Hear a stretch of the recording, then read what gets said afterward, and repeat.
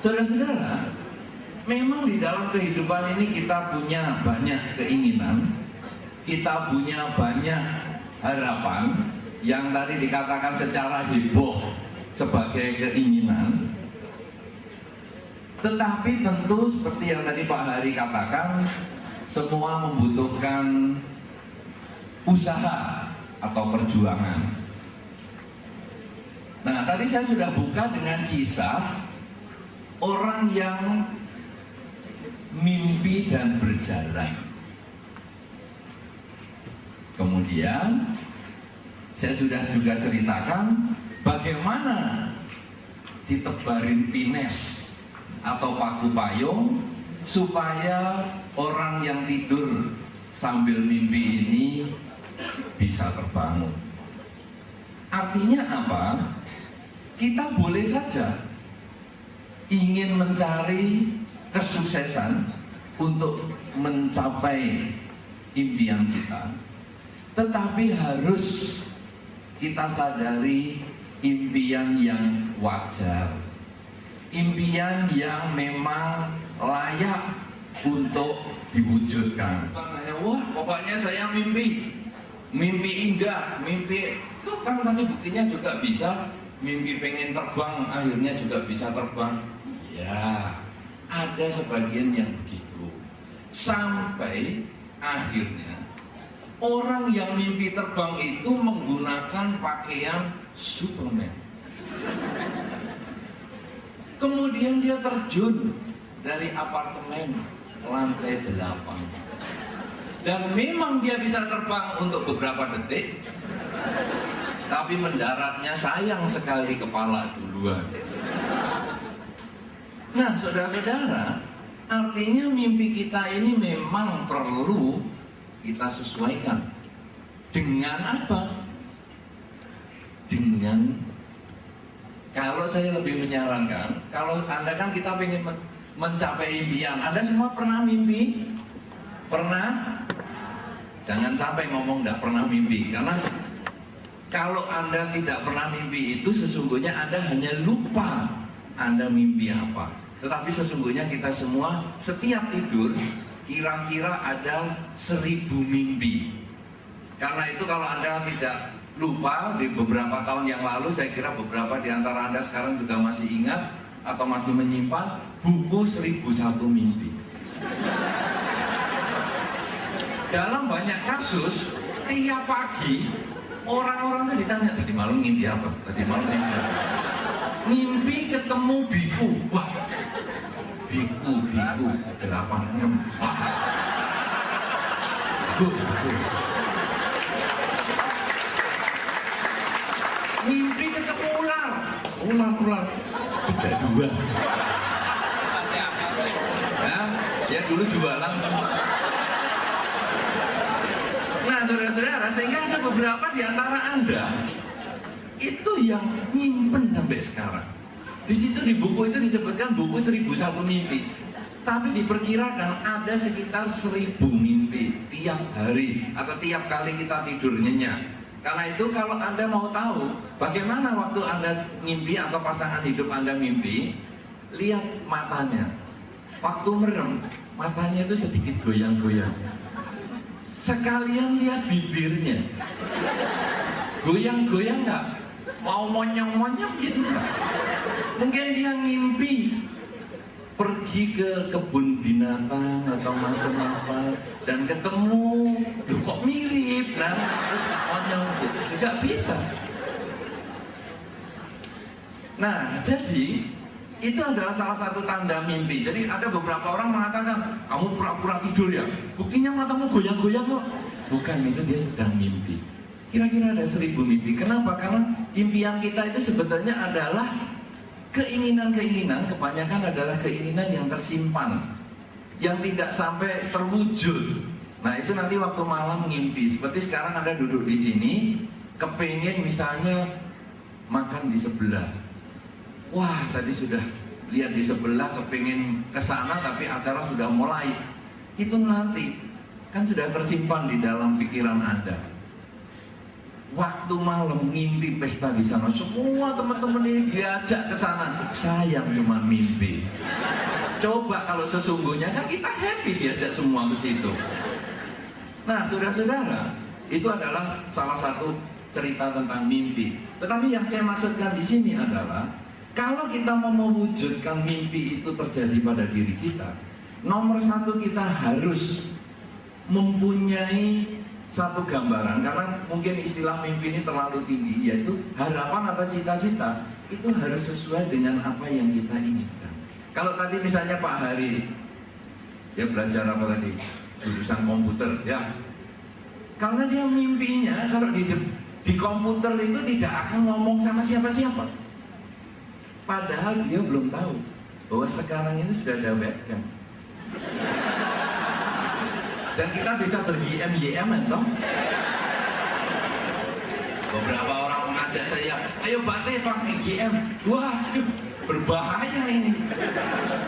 Kalau pas ada masalah tertentu, wah repot ini. Nah, jadi kita sekarang ternyata di depan komputer itu juga kelihatan muka dan bisa ceramah. Kemarin ada satu kesempatan saya juga sempat bertelewicara, jadi ceramah drama radio di daerah Medan, tapi dengan telepon saja. Itu juga bisa. Jadi ternyata kita nih walaupun tidak kelihatan siapapun juga bisa ceramah.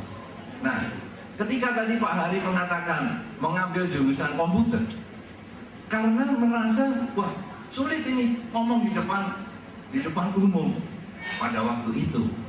Kenapa? Karena beliau punya mimpi, punya harapan, punya keinginan bahwa yang sesuai dengan saya itu adalah kalau saya berinteraksi dengan mesin, berinteraksi dengan komputer, tidak dengan orang.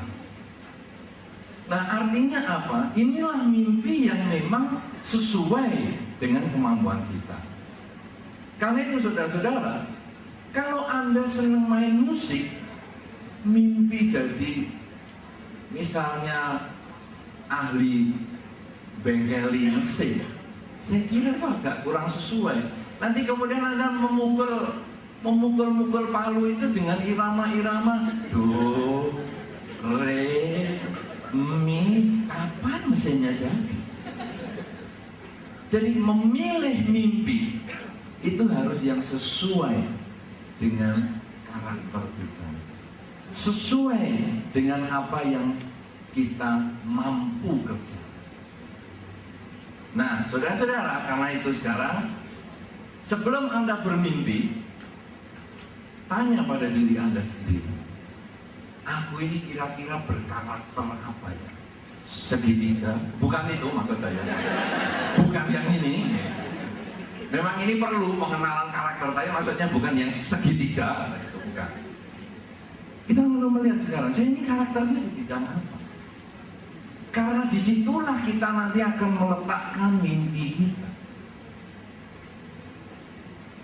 Wah, saya juga senang mesin, saya senang melukis, saya senang menyanyi. Kalau Anda terlalu banyak yang Anda sukai, Anda mulai bertanya pada diri Anda, mana yang paling dominan? Dari semua kesukaan Anda itu, mana yang paling dominan? Apakah Anda senang menyanyi itu yang dominan? Kalau Anda senang menyanyi, yang dominan, jadilah penyanyi. Seperti tadi adik kita Desi tadi, yang saya juga sudah ketemu beberapa waktu yang lalu pada saat acara di Tangerang. Jadi, kalau kita memang senang menyanyi, pilih. Wah, saya mau menyanyi. Kalau gitu saya harus jadi penyanyi yang paling top. Kalau bisa di tingkat internasional, bagus. Kalau tidak bisa ya di tingkat nasional. Kalau nggak bisa ya tingkat provinsi. Kalau nggak bisa ya kecamatan. Kalau nggak bisa tingkat kamar mandi. Pokoknya yang penting aku sudah mimpiku terwujud. Karena kalau kita tidak bisa nyanyi, note saja kita nggak tahu. Ketika Ayo sudah mulai. Mulai apa? Ada satu ketika kisah waktu di Blitar mengadakan lomba paduan suara. Nah, kemudian semua orang sudah siap paduan suara, berdiri semua berjejer-jejer. Lalu menyanyi. Guru paduan suara mengatakan, kamu ketinggian. Oh iya. Apanya? Ketinggian. Dia sudah tidak bisa membedakan. Nah, kalau sudah begini, apa ini? Bisa jadi penyanyi. Oh, kamu kurang tinggi. Ya, sebentar. Sudah tinggi sekali. Saudara-saudara, kalau kita memang senang menyanyi, jadilah penyanyi. Kalau kita senang komputer, cari bidang-bidang yang berhubungan dengan komputer. Kalau kita senang desain, cari bidang-bidang yang berhubungan dengan desain.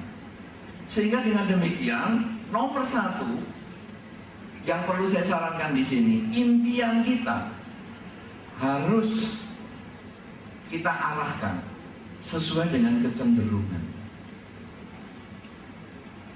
Anda tentu mempunyai satu bakat atau mempunyai satu kelebihan. Pernah Anda rasakan? Siapa di sini di antara Anda yang punya bakat? Anda merasa berbakat? Apakah bakat itu bakat melukis, bakat menulis, bakat meramal, bakat jual akik? Ada di antara Anda yang berbakat? Merasa berbakat? Tunjuk jari. Siapa yang merasa berbakat?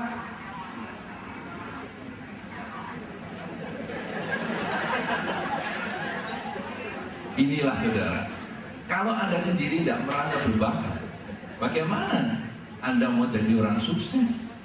Bagaimana Anda mau meraih impian? Berarti impian yang Anda miliki pun Anda belum tahu. Kalau sudah begitu, cara sukses bukan untuk mencapai impian. Cara sukses membuat mimpi. Bagaimana kalau sekarang judulnya kita ubah dulu? Cara sukses membuat mimpi.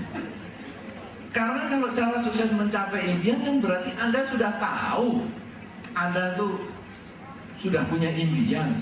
Nah sekarang saya tanya, salah satu penentuan impian adalah bakat. Siapa di antara Anda yang merasa berbakat?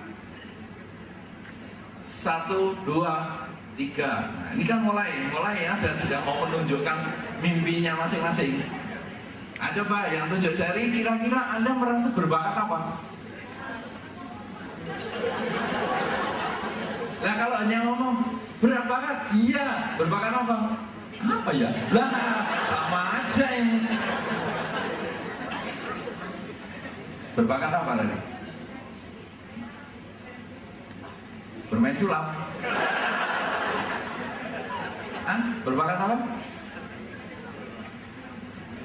Manajemen. Oh, saya pikir berbakat bermain sulap.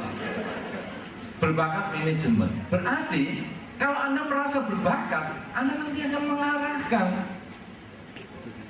pekerjaan Anda, kuliah Anda, dan nanti kesuksesan Anda itu di bidang yang Anda merasa berbakat, yang paling dominan.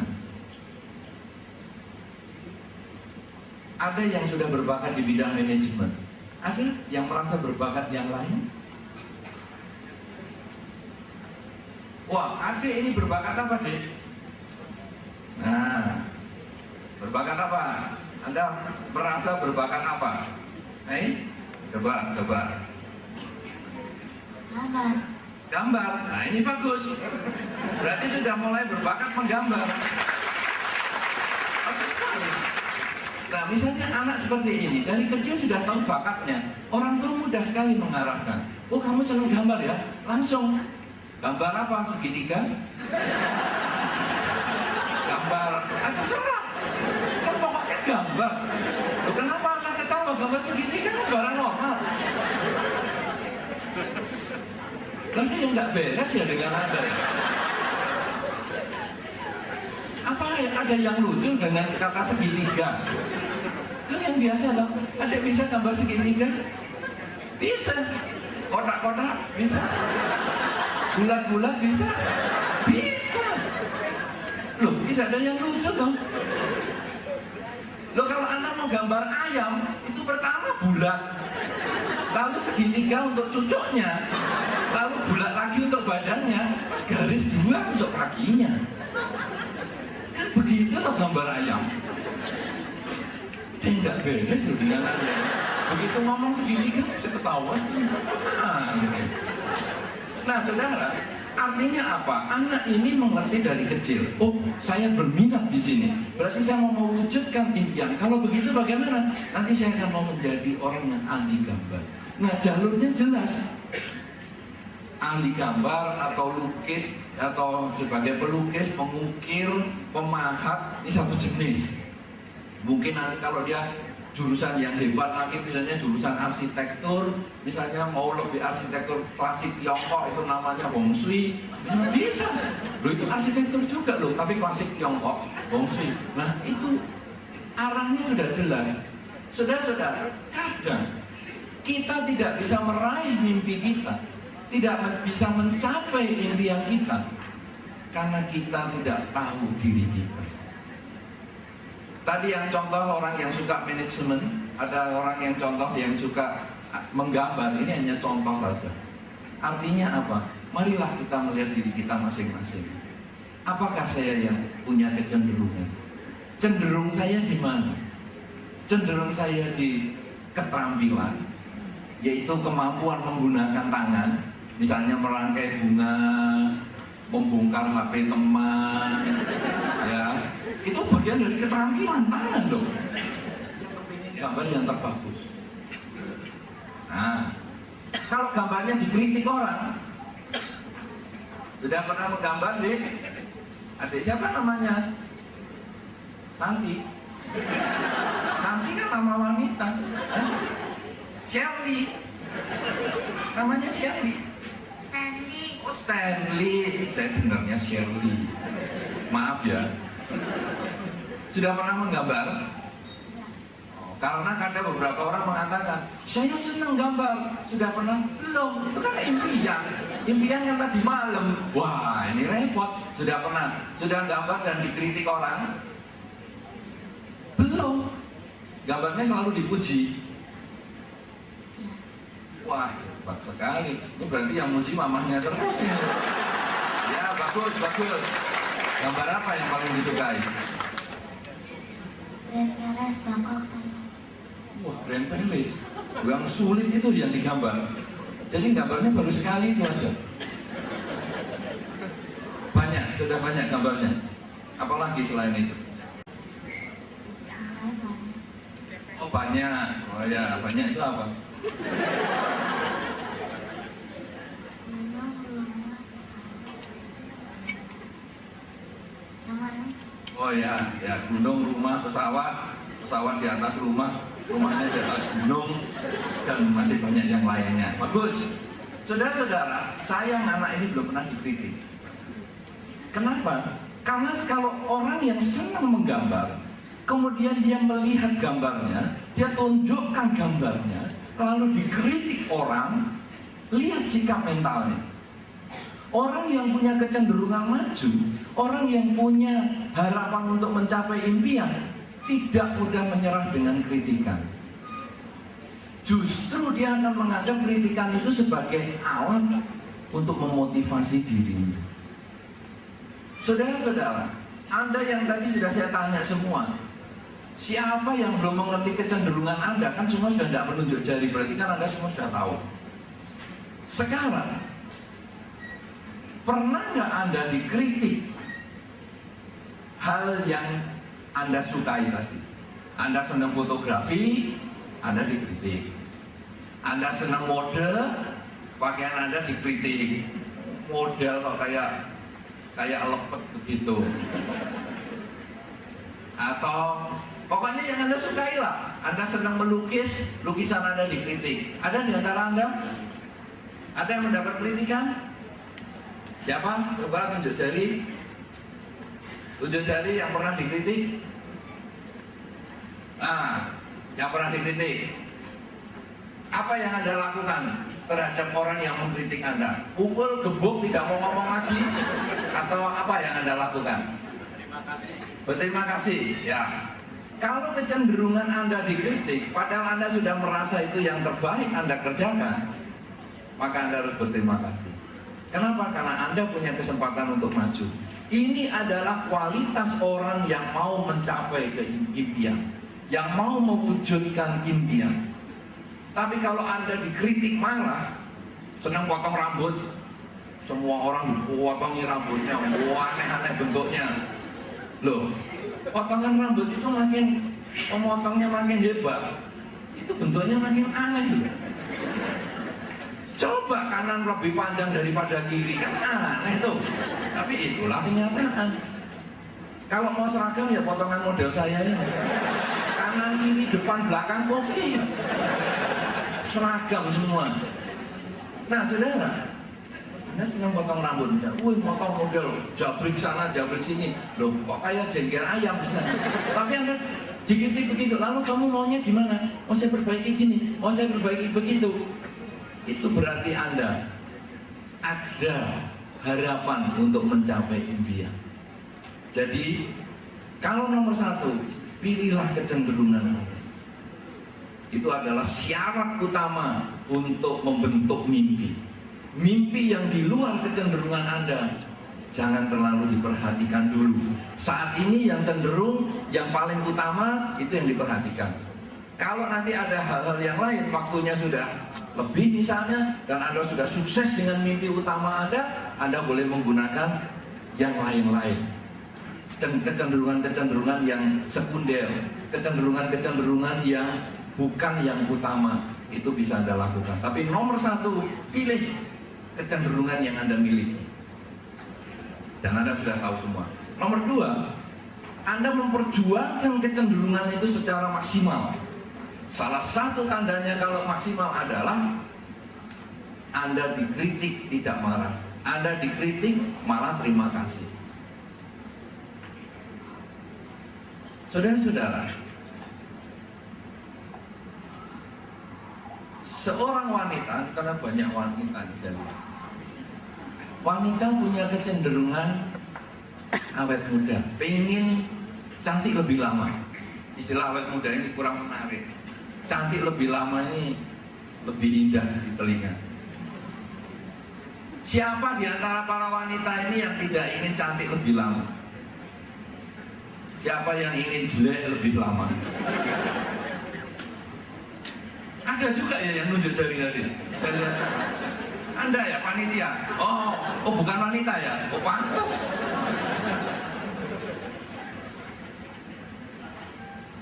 Saudara-saudara, wanita ingin cantik lebih lama. Satu ketika Anda sudah make up dengan luar biasa, padahal di dalam kasus tempat lain saya mengatakan pipi yang dilus-lus di apa itu, dikasih lotion inilah, lotion itulah. Sebetulnya itu adalah makanan yang sangat enak untuk cacing-cacing nanti. Saya pernah sampaikan di tempat lain, tapi di sini janganlah menakutkan, membuyarkan impian. Itu sama dengan mimpi buruk itu. Saudara, ketika wanita ini sudah make up dengan baik sekali, gambar sana, gambar sini, macem-macem. Lalu ada orang mengkritik, kok jelek ya tampilannya. Apa yang terjadi? Anda stres, Anda menangis sampai hitamnya turun semua. Ini pengalaman soalnya, pernah ada satu umat konsultasi, ya kebetulan ada juga curhat.com di Balairejo. Itu sambil nangis, wah begitu. Saya kaget loh, saya pikir terjadi kekuatan magis atau macam apa. Mukanya tuh bisa hitam semua. Saya sampai agak takut. Saya kira ini penampakan ini. Kamu malam-malam konsultasi, nangis, kan dia begini, pakai sapu tangan toh, pakai tisu, sudah selesai. Wah, saya kemudian membaca Sabe Sata Bontu. Sabe Sata Bontu cerita semoga semua makhluk berbahagia. Sampai saya lihat pelan-pelan, saya lihat. Kemudian saya lihat semuanya, makhluk sungguhan. Kemudian saya perhatikan dari dekat, kenapa ya? Kan konsultasinya kan kira-kira 1,5 meter saya lihat. Oh, dekornya luntur. Dekorasinya rontok. Nah, saudara-saudara, ketika Anda sudah mendekor muka dengan baik sekali, kemudian ketika Anda dikritik, kok dekormu model kayak gitu? Kalau Anda mengatakan terima kasih ya, seperti yang saudara kita yang di sana tadi mengatakan terima kasih kalau dikritik, berarti Anda sudah sukses untuk mewujudkan impian. Karena kadang kritikan itu yang mau kadang melemahkan kita. Padahal sesungguhnya kritikan itu adalah sarana kita untuk melihat dari sisi yang berbeda. Kadang kita kepingin hanya mendapat pujian. Kalau dikritik langsung kita marah. Padahal kalau kita dikritik justru kita melihat yang sesungguhnya. Orang yang mengkritik kita sesungguhnya adalah teman yang baik. Ada satu pepatah kuno yang mengatakan kata-kata yang manis belum tentu berisi kebenaran. Kata-kata yang benar belum tentu manis. Kalau Anda hanya mendengar kata-kata yang manis, sampai dipanggil honey, ya, saking manisnya loh. Saya tadi heran loh, Hari kok dipanggil honey? Karena saya punya satu kenalan, itu kalau pagi dipanggil Susilo, kalau malam Susi. Lah ini pagi hari, malam Hani.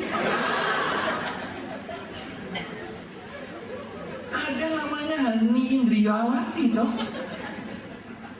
Jadi saya sampai lihat-lihat, ini bener nggak ya? Karena kalau nggak terlalu bener, Pak, duduk di sebelah saya berbahaya. Tapi ternyata oke dia cerita, punya anak 2 katanya juga. Tapi lalu saya tanya lagi sebenarnya dalam hati, berapa tahun yang lalu ya? Loh, karena waktu itu bisa mengubah segalanya loh. Jadi, tapi maksudnya Hani ini ternyata istrinya yang manggil, artinya madu. Loh, setahu saya madu loh artinya, belum ganti loh di kamus artinya. Nah itu kan berarti manis. Jadi kan dipanggil manis nanti dikira kucing. Jadi ya supaya agak sedikit berbeda daripada kucing ya, Hani.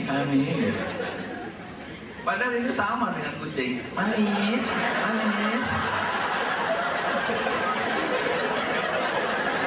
Bagi suami istri yang Hani di rumah silakan diganti laukung, lebih bagus.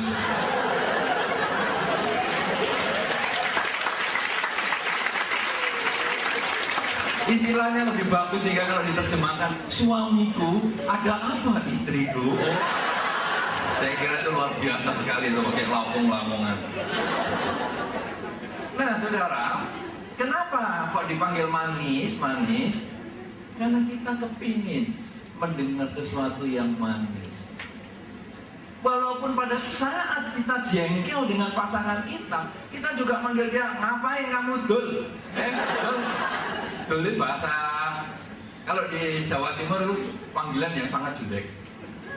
Jadi dul itu panggilan nama yang orang nggak karu-karuan itu. Jadi ketika, kamu jangan macam-macam dul, aneh-aneh aja kamu. Nah itu artinya sudah direndahkan sekali itu kalau waktu marah. Tapi kalau seneng ya manis. Kemudian yang satu meong. Jadi kira kucing. Nah saudara, kita senang mendengar yang kata yang manis-manis. Kita senang mendengar sesuatu yang nyaman-nyaman di telinga. Padahal kenyataan tidak seperti itu. Kenyataan kadang orang tidak suka dengan kita. Orang tidak suka dengan perilaku kita. Orang tidak suka dengan karya kita. Orang tidak suka dengan apa yang kita sudah perjuangkan semaksimal mungkin. Tetapi kita kalau punya mentalitas bisa mewujudkan impian, kita menjadikan semua kritikan itu sebagai sarana maksud. Karena itu, satu tadi adalah impian harus sesuai dengan kecenderungan. Nomor dua, perjuangkan impian Anda itu secara maksimal, tapi jadikanlah kritikan sebagai sarana untuk meningkatkan kualitas diri. Jangan pernah kita menyerah dengan kritikan, tapi justru kritikan itu untuk sarana mengevaluasi diri. Kalau kita sudah mampu melakukan itu, maka tahap perwujudan impian akan kita bisa capai secara usaha. Karena impian itu bisa terwujud itu dua hal. Satu, usaha yang keras seperti tadi yang sudah saya sampaikan, yaitu berdasarkan kecenderungan dan upaya yang keras. Yang kedua adalah dukungan kebajikan. Saudara-saudara, perbuatan baik ini sangat penting untuk mewujudkan harapan kita. Tanpa ada harapan, kerja keras luar biasa, hidup tetap menderita. Pernah Anda melihat di masyarakat kerjanya sudah susah payah, pagi, siang, sore, malam kerja keras, tapi hidupnya menderita? Pernah lihat? Pernah? Ada yang males-malesan, tapi hidupnya bahagia? Pernah lihat? Kenapa? Karena ada dukungan kabar baiknya. Kalau begitu sekarang, kabar baik apa yang harus kita lakukan? Kita punya badan. Gunakan badan kita untuk hal-hal yang kita ingin dapatkan. Jadi prinsipnya tadi seperti yang tadi Pak Hari sudah sampaikan, yang kalau malam jadi Hani tadi, Hani Irawati. Bukan ya, bukan Hani Irawati ya. Pak malam Hani Irawati. Jangan ganteng-ganteng, jangan jadi Hani Irawati. Kalau tadi disampaikan oleh Pak Hari bahwa ada sesuai dengan benih yang ditanam, demikian pula buah yang dituai. Dalam penerapannya adalah kalau kita ingin diperhatikan, tanamlah perhatian. Kita memperhatikan pihak lain. Kalau kita ingin disayangi, marilah kita menyayangi pihak lain. Karena itu badan kita gunakan untuk hal-hal yang kita sukai kepada pihak lain. Oh, saya itu saya suka kalau saya diperhatikan. Kalau gitu, gunakan badan ini untuk memperhatikan pihak lain. Misalnya, kebetulan kita naik angkutan umum atau kendaraan umum, kemudian kita ada tempat duduk, ada ibu yang mungkin perlu tempat duduk, kita berdiri, kita berikan kepada dia. Ini adalah menggunakan badan kita untuk kita berikan kebahagiaan kepada pihak lain. Kita punya ucapan juga sama. Gunakan ucapan kita ini untuk melakukan atau mengucapkan kata-kata yang baik yang kita juga ingin dengar dari orang lain.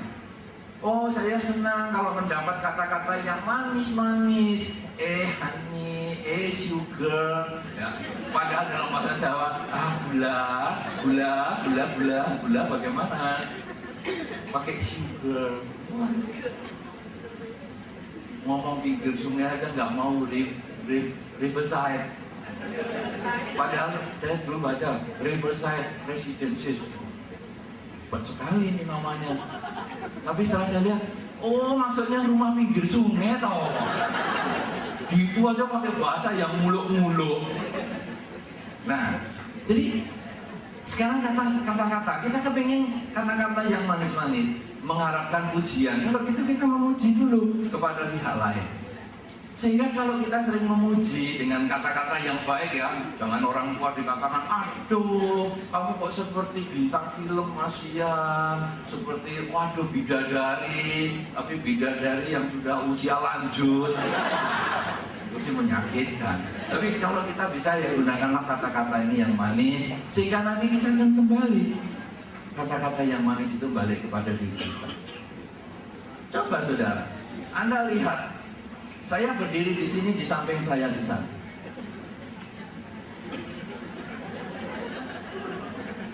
Kalau tampilannya jelek, tangannya kaku, saya tidak mengganti tangan di sana. Kok hilang? Oh gelap ya. Penampakan. Tak tampak wajah. Kalau tangan saya begini, kemudian tampak kaku, saya tidak akan mengubah gambar yang di sana. Percuma. Gambar yang di sana tidak bisa diubah kalau saya tidak mengubah gambar yang di sini. Jadi kalau saya tidak ingin tampakan saya tangannya menunjuk 5 jari, ya saya tukar dari sini. Oh begini. Mau apa saja terserah. Jadi kalau kita ingin orang lain melakukan sesuatu kepada kita, kita harus melakukan tindakan itu dahulu. Coba kalau saya begini, pasti gambarnya kalau kelihatan nggak di crop, ya pasti gambarnya sama. Saya goyang-goyang juga sama. Ini jelas menunjukkan bahwa apa yang kita lakukan itu berpengaruh pada lingkungan. Karena itu, kalau Anda ingin dipuji, memujilah orang lain. Anda ingin dihargai, menghargailah dulu orang lain. Kalau Anda ingin dibantu, membantulah dulu orang lain. Kalau Anda ingin mendapatkan kebajikan dari orang lain, Anda berbuat baik dulu. Tanam dulu, baru panen. Bukan minta panen dulu, baru menanam, terlambat. Tanam dulu. Demikian pula pikiran kita. Sama. Kalau kita ingin dipikirkan hal-hal yang positif dari orang lain, marilah kita memikirkan hal yang positif juga kepada orang lain. Loh, tapi dia ngomong yang jelek kepada aku, dia bertindak jelek kepada aku, dia berpikir jahat kepada saya kan harus balas. Kalau Anda membalas, Anda menjadi sama jelek dengan dia. Anda memaki dia, berarti Anda sama jahat dengan dia. Berarti tidak bisa dibedakan. Loh, kalau gitu apa kalau aku dimaki harus diam saja? Harus nerimo istilahnya Pak Hari tadi? Apa kalau nggak nerimo harus Anda jadi lebih baik? Justru ketika kita dimaki orang, tunjukkan kemampuan kita untuk menampung, punya kapasitas yang besar untuk menampung makian orang tadi. Tadi sudah diberi data oleh Pak Hari.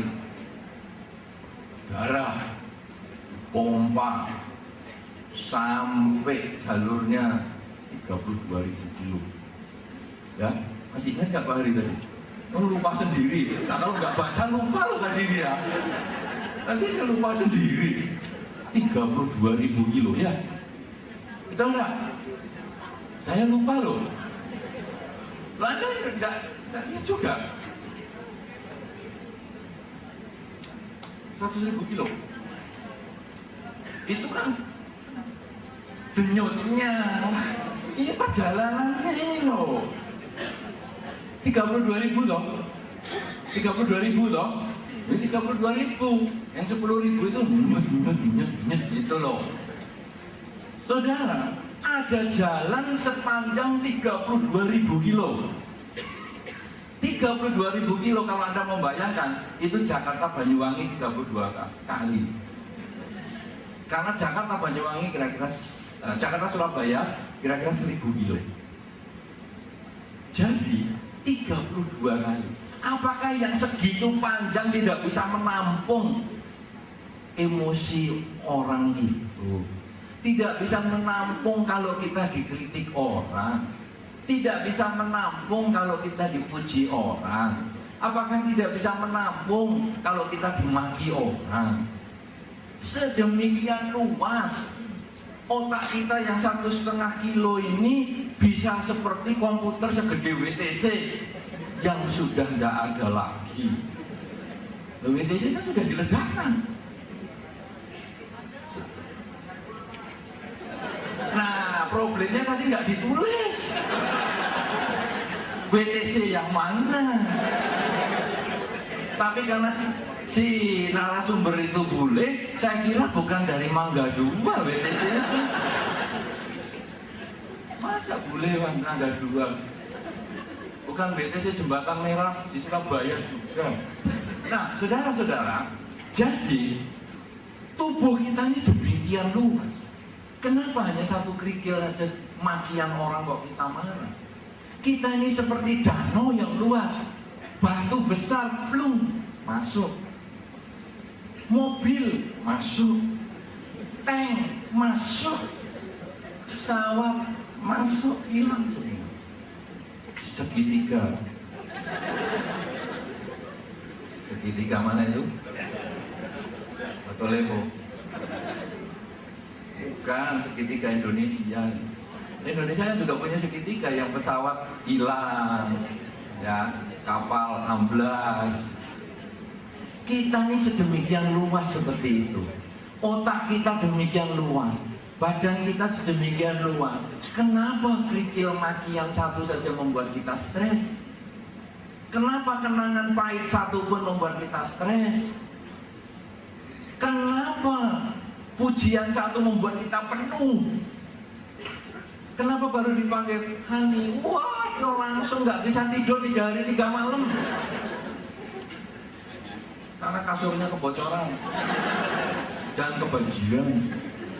Kenapa satu titik pujian membuat kita berantakan? Kenapa satu titik makian membuat kita kacau? Karena kita tidak memiliki kebijaksanaan. Bahwa kalau orang lain memaki saya, justru kesempatan bagi saya untuk menunjukkan bahwa saya harus membalas dengan kebaikan. Yang memaki saya, nomor 1 katakan terima kasih. Seperti yang tadi disampaikan Bapak di sana. Begitu Anda dikritik, terima kasih. Anda dimaki, terima kasih. Siap menerima makian sekarang? Siap menerima makian? Siap. Nah, jadi coba silakan sebelahnya saling memaki. Loh, ini pelajaran memaki juga perlu. Nanti para pasangan hidup, para bapak dan ibu, orang tua dan anak, lihat waktu di rumah. Ketika saling memaki, bisa nggak ngomong terima kasih? Begitu, kamu jelek ini, terima kasih. Kamu ini, terima kasih. Kalau Anda bisa, berarti Anda memperluas pola pikir Anda, memperluas seluruh batin Anda, sehingga siap menampung apa saja, baik dan buruk. Begitu masuk ke dalam sebuah telaga yang jernih, baik itu batu besar maupun kecil, dia akan lenyap. Apakah itu emas, dia juga akan lenyap. Ketika kita mampu seperti itu, maka kita akan terus maju untuk mewujudkan impian kita, untuk mewujudkan harapan kita. Karena biasanya kecenderungan yang sudah kita pilih, kemudian kita perjuangkan secara maksimal, kadang hancur karena dimaki orang atau hancur karena dipuji orang. Begitu dipuji, kita lupa bahwa ada nilai-nilai buruk di dalam diri kita. Begitu dimaki, kita lupa bahwa ada hal-hal yang harus kita perbaiki di dalam diri kita.